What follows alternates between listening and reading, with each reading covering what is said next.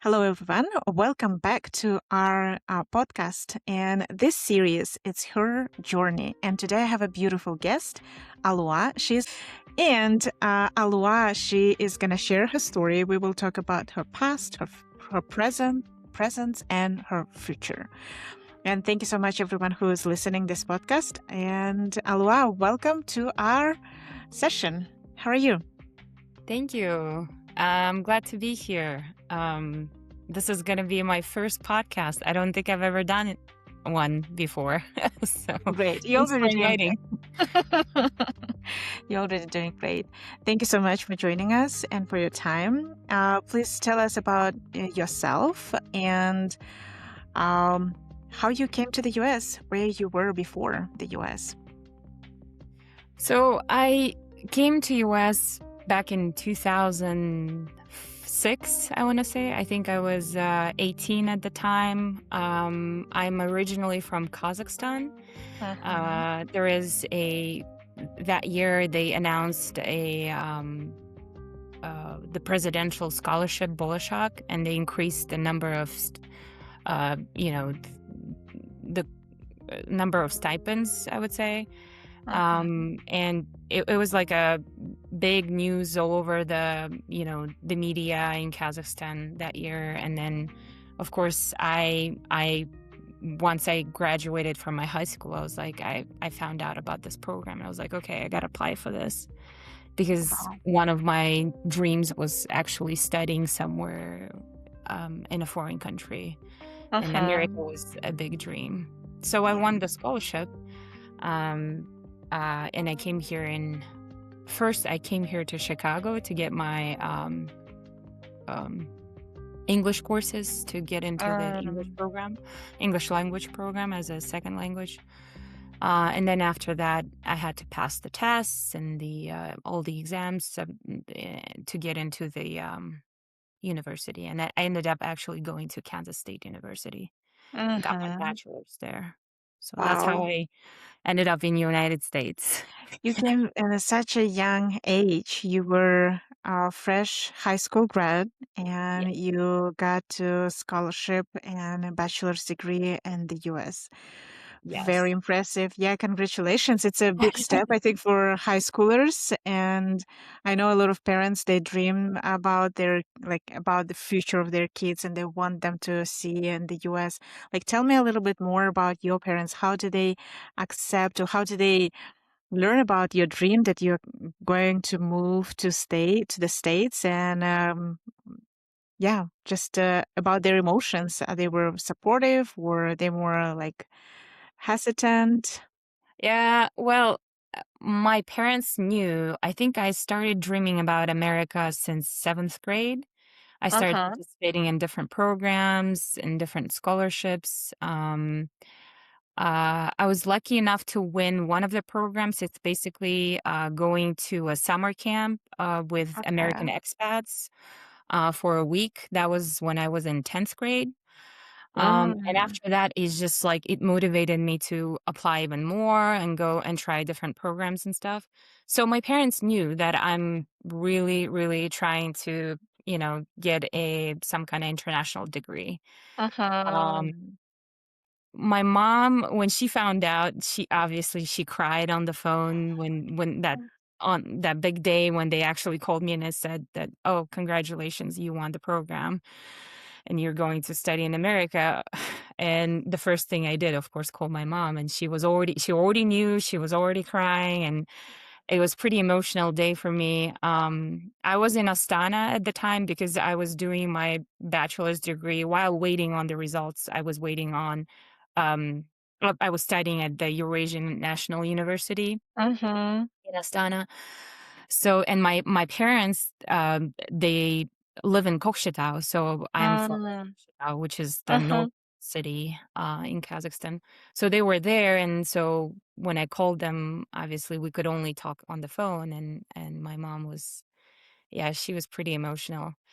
And I remember coming back on the weekend to spend time with them and kind of discuss what our next steps are going to be.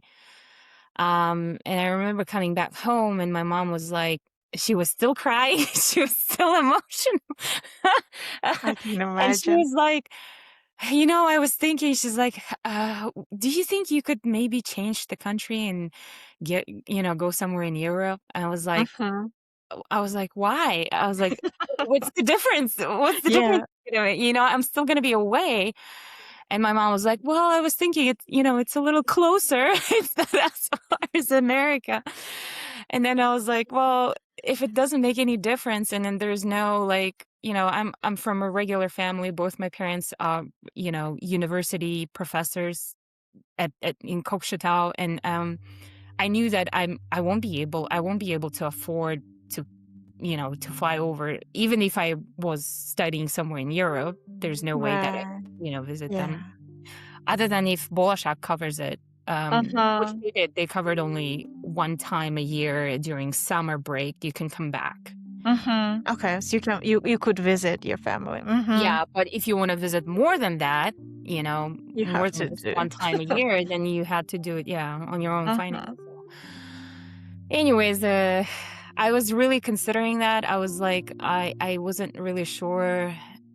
Um, I was considering my mom's, I guess, wishes as well, and we talked about it. I even told her like, if it's gonna make you this stressed out and you're not gonna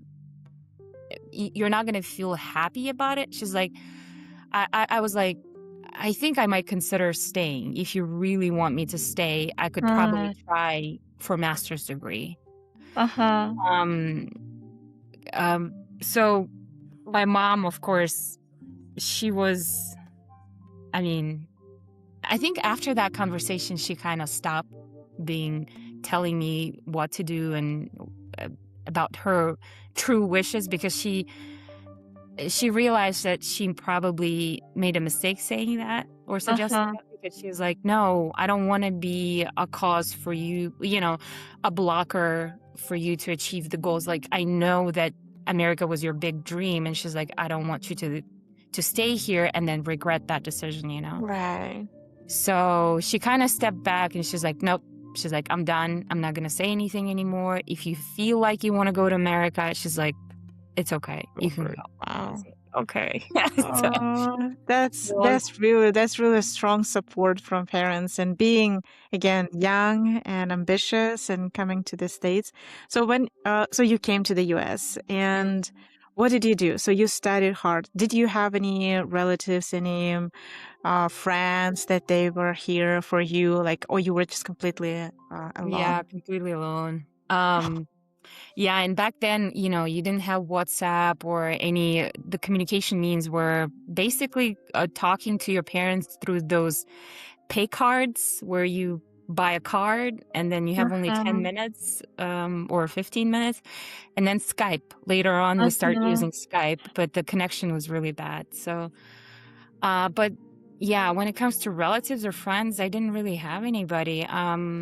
I think like 2 years later, one of my cousins came over by work and travel Okay. program, which is a summer program for students who want to just work for the summer, find a job. So Mhm. she did that, and we met up once. She ended up going to Cincinnati. I was in Kansas.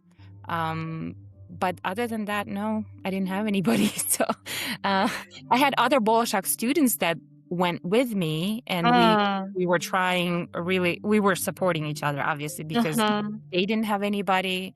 I didn't have anybody. So that was my network. That was my Yeah. support. So, That's incredible.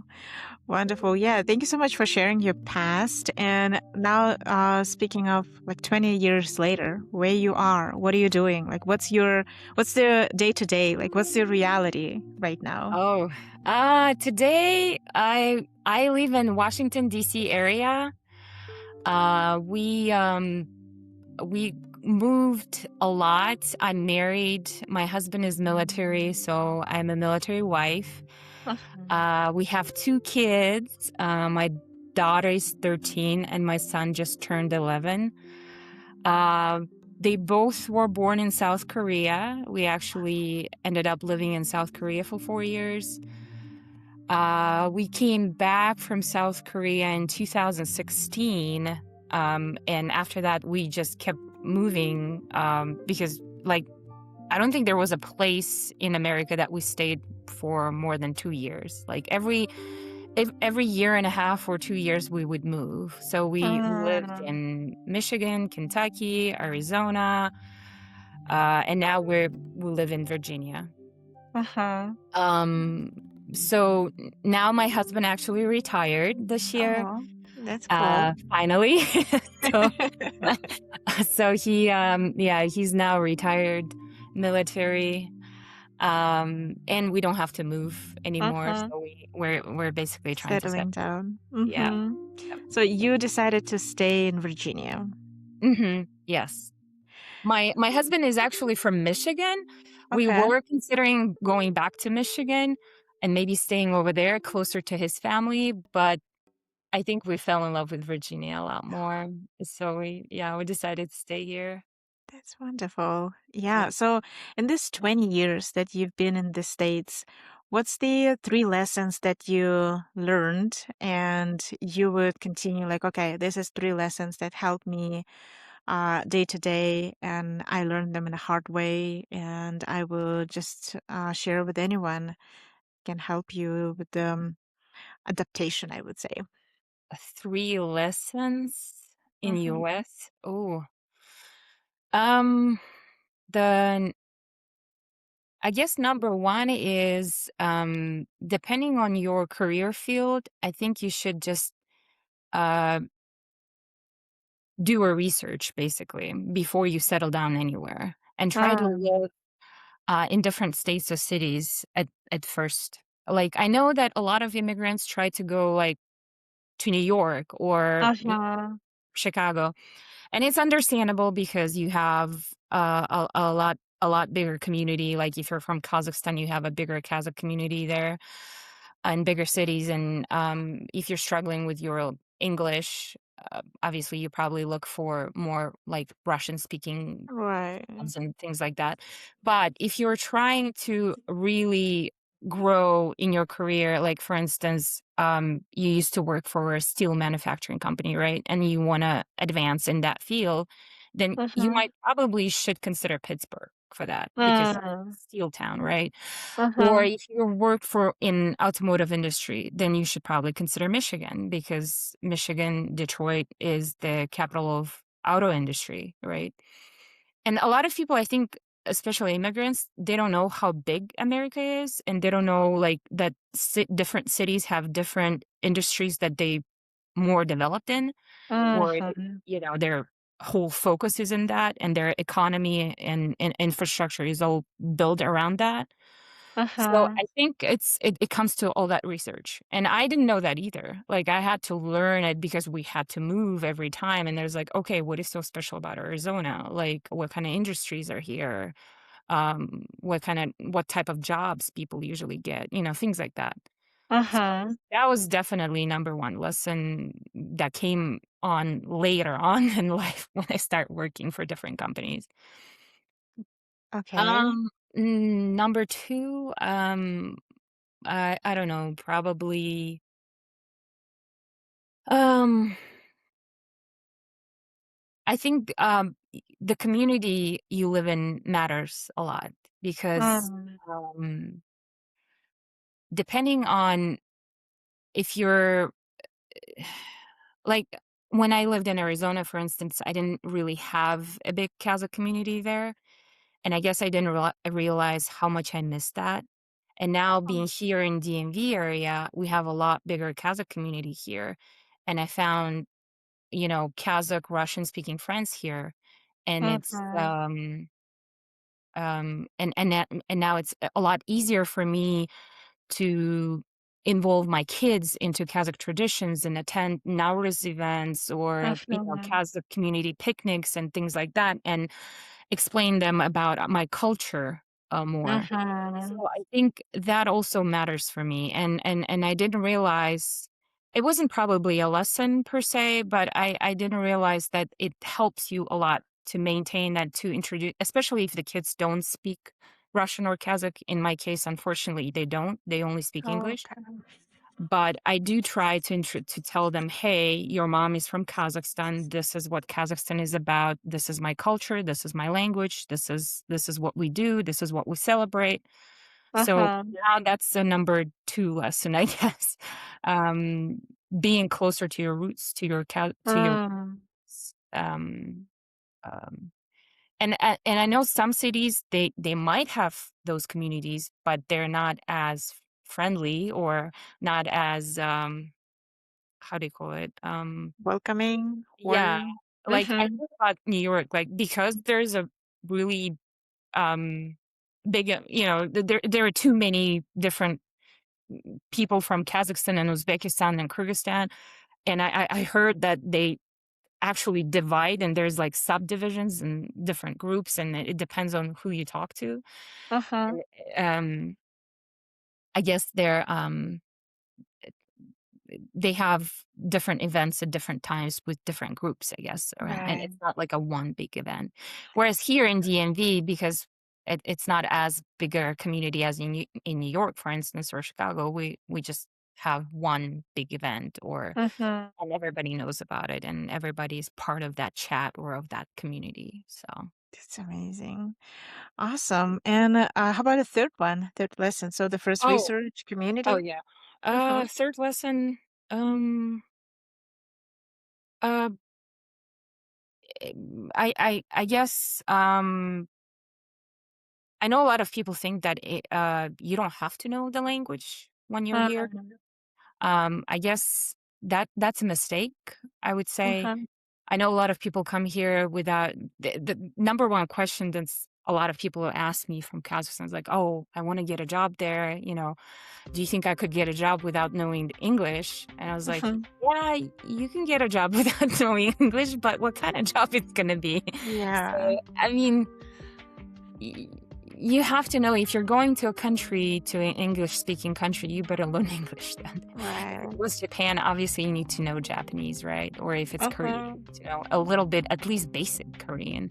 So same thing here for US. Like, yeah, there's Chinatown or Koreatown where certain districts where maybe you don't really, some people live there for 20 years and don't speak English, but then you're gonna miss out from opportunities and all those, Uh-huh. you know, job opportunities or travel opportunities and things like that. So yeah, language is a big thing. I would suggest, um, 100%. yeah, putting all the efforts and resources into learning English. Yeah.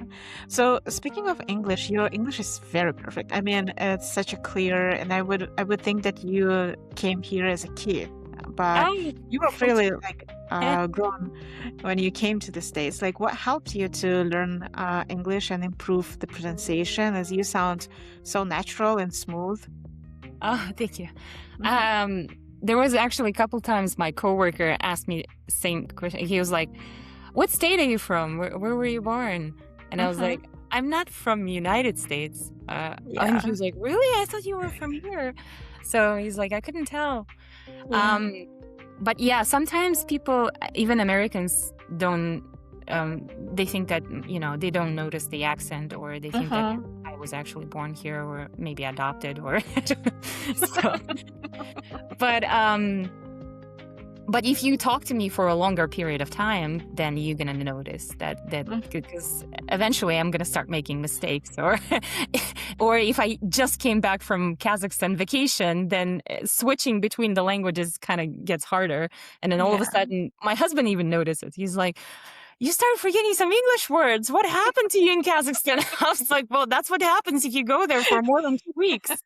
Because I don't speak English in Kazakhstan. And he's like, Yeah. okay. Well, he's like, it's weird. He's like, it's like, You sound different. yeah, you forget the phrases. All of a sudden, you have this accent now.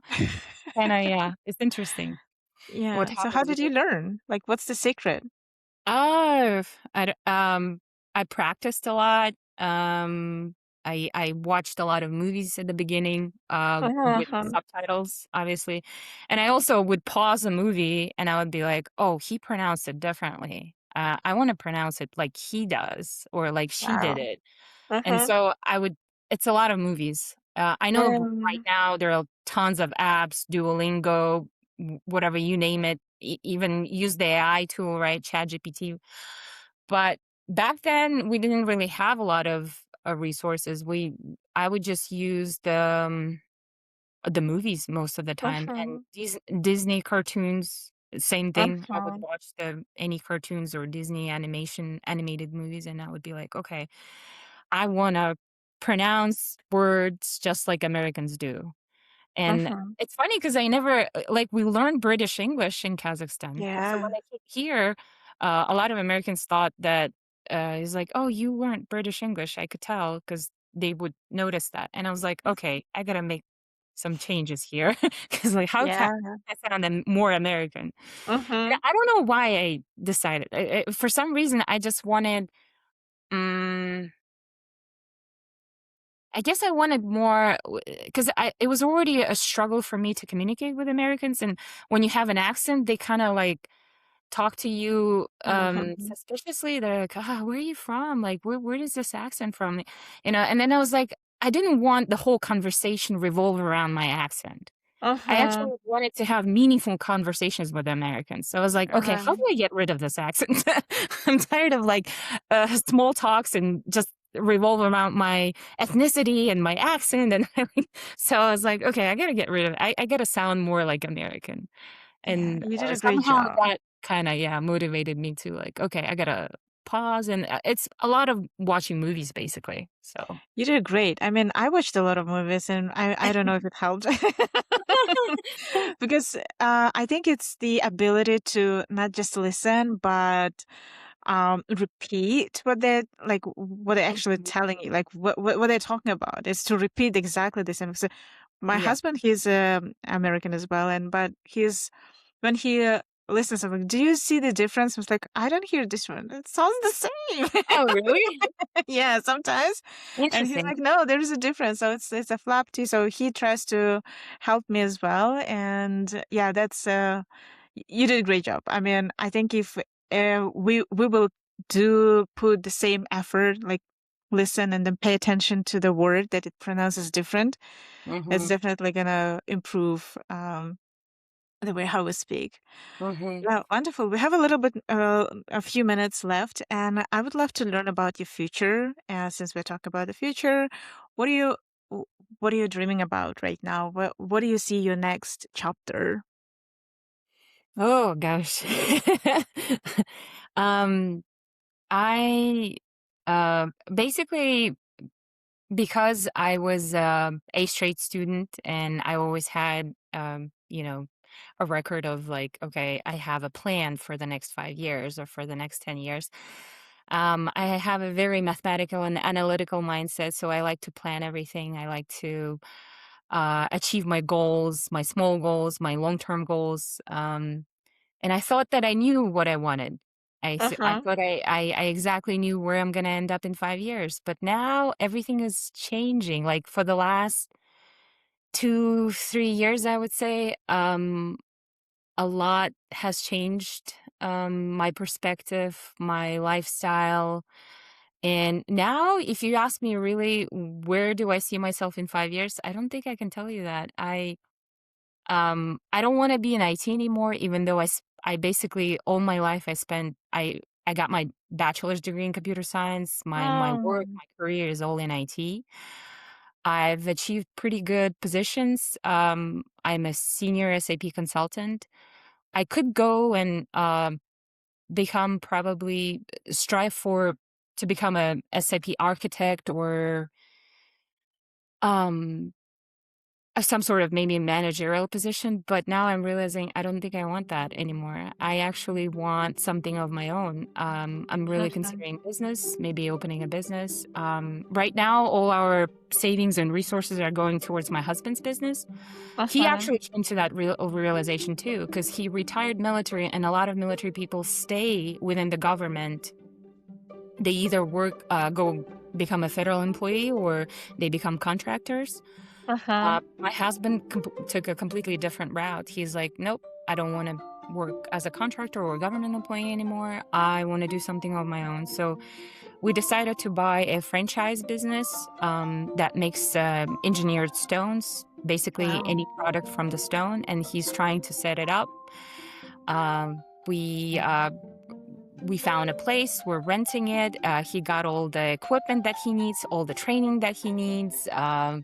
So now, yeah, we're pretty much ready. I think we passed all the inspections and permits and everything. So yeah, it was a long process. It was a long year for us to set it up, and I think finally we're getting really close to being actually Wow. officially open. Mhm. So once he does that and he's all good to go, I think I can finally focus on my business, which which I still don't know what it is because I have tons of hobbies right now and different things that I do. Um, but mine is more like I want to do something that could give back to Kazakh community, like maybe Mm. open a yoga studio, Mhm. where we could have like a yoga sessions once a week, maybe strength training another day, and then some other days maybe I teach dombra. I Mm. teach is dombra, or we make like girls' tea parties just for the Kazakh community or things like that. So Oh. um, I have lots of ideas like that, but I haven't really decided on one, I guess. Mhm. Right now, I'm more striving to giving back more rather than, achieving all these career steps that a lot of people do on when, they have regular corporate job. I feel like I've already achieved everything I wanted. I wanted always to work for Big Tech 4, which I did. I've always wanted to work with SAP architects on a large scale SAP transformation projects, which I did. I wanted to travel. I wanted to see the world. And because of my job, I did. So I feel like I've achieved everything I wanted. That's So that's why wonderful. I'm like, okay, now I want to settle down. I want to actually start giving back more. So That's that's incredible. that's my goal. That's That's why I'm incredible. like, because I don't have that one set idea yet, I don't really know where I'm gonna end up in 5 years. Mhm. This is so inspiring when we think about like giving back. I think it's the right. I mean, I think it's the best season in our lives when we are ready to give back, and not everyone can afford that, and not everyone can be in that season, right? Because Mhm. sometimes we have a season we need to really like focus on some certain like or career or raising kids or settling down with family, etc. So this time when we are open to give back and we are ready to give back, and if you have this willing and desire, it's just so inspiring. And thank you so much for sharing your little story. I know we had such a short time. I would love to have you longer and talk more about your career. Maybe we will have another interview session when we're diving into your career path and how you grew through this all big tech companies, and get your advice there as well. Yeah, Sure. if you have some wishes to our community, immigrants, women in corporate world, what would you recommend? What would you um, advise them? I would, I guess my number one advice would be don't compare yourself to anybody. Um, Uh-huh. Everybody has their own path, their own journey, and a lot of mistakes that our people from our countries like Kazakhstan, Kyrgyzstan, Russia, they do. They come here and they compare themselves like, oh, such and such is doing this and is doing that, or advancing this. Maybe I should get that too. Uh, Uh-huh. Try to find that inner. Um, Basically, don't lie to yourself and try to achieve the goals that you had and the dreams that you had. Um, don't um,